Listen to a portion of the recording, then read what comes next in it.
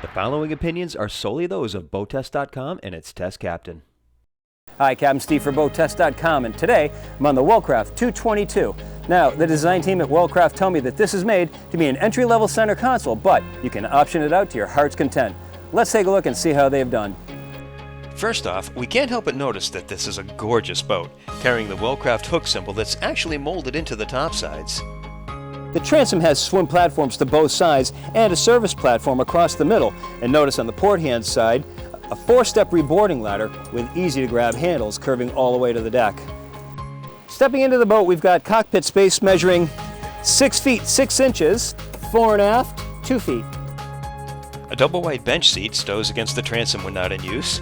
A carry-on cooler is under the helm seat. Padded bolsters at the stern start at 19, go to 26 inches. They wrap around the boat nearly 360 degrees with the exception of the aft gate and the port side live well. There are 4 rod holders across the stern, 2 more to the cap rails to each side, and 4 rocket launcher style at the back of the leaning post for a total of 12. The live well at the port is gasketed all around, hatch is clear, interior is blue, and the corners are rounded. There's under gunnel rod storage for 2 rods. Now this will hold rods up to 9 feet long. To the starboard side all the way to the back is a raw water washdown. Additionally, there are 3 vertical rod storage holders to either side of the console. Now Wellcraft has an attitude where the family aspects come into the bow, the fishing aspects take place in the stern. So, looking forward, we can clearly see how family-friendly this area is with the nice cushions on the aft-facing seats. Removable backrests convert the seats to forward-facing. Add a cocktail table to create an even more inviting atmosphere. And the addition of a filler cushion creates a sun pad. And of course, there's storage under both bench seats and in the deck. Additionally, we have a forward-facing seat just ahead of the console. Storage inside the console is accessed in a unique way. Instead of the front opening sideways like a door, it opens instead straight up. Now this gives you a much wider entry point at the cost of just interrupting the visibility a little bit from the helm. There's an electrical panel to the port hand side that includes a battery switch. Storage pockets are to both sides and they can unsnap to give you access behind. Notice here, we've got the vertical rod holders that drain into the bilge. And we have the twin battery option to each side of the standard porta-potty. Taking a look at the operational aspects, we can start with an anchor roller located at the bow, a dedicated cleat for securing the anchor rode, and there's a hatch alongside for accessing the rode. There are 2 pull-up cleats to each side. Engine choices run from 150 horsepower on up to this 250 horsepower outboard, and you can choose from Evinrude, Mercury, or Yamaha.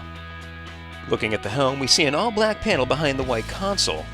Across the top are rocker switches that are lighted when activated. Below is a Yamaha multifunction display and a 10-inch Garmin display. Just ahead of the helm is a VHF. The stainless wheel is mounted to a tilt base and it includes a steering knob. Both the steering and engine controls are mechanical, so there's plenty of feedback to the operations. We like that the observer gets a dedicated grab handle to starboard. Below there are dual footrests for standing and sitting comfort. The double wide bench seat is in a fixed position and there's storage under the cushion. Now, let's get underway. The Wellcraft 222 Fisherman has a length overall of 22 feet, a beam of 8 feet 6 inches, and a draft of 34 inches. With an empty weight of 3,400 pounds, full fuel, and 2 people on board, we had an estimated test weight of 4,438 pounds. With the single Yamaha 250 turning a 16T by 15.5 propeller, we reached a top speed of 48.4 miles per hour at 6,000 RPM. Best economic cruise was reached at 3,000 RPM and 23 miles per hour.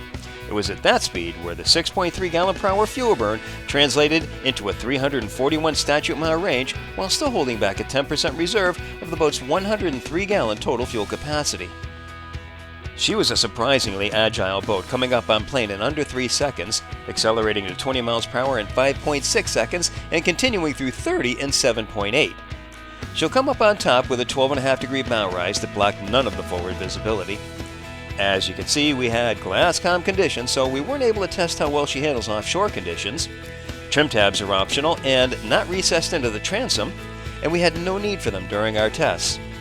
Making S-turns showed a good tendency to stay on track and hold the turn. Performance turns were met with no tendency to slip off the turn, and even with the turn held on, we couldn't get any prop ventilation. Overall, an impressive boat with impressive handling. Well, not only is it affordable, it's also a great handling boat. And that's my look at the 222 from Wellcraft. For BoatTEST.com, I'm Captain Steve. We'll see you on the water.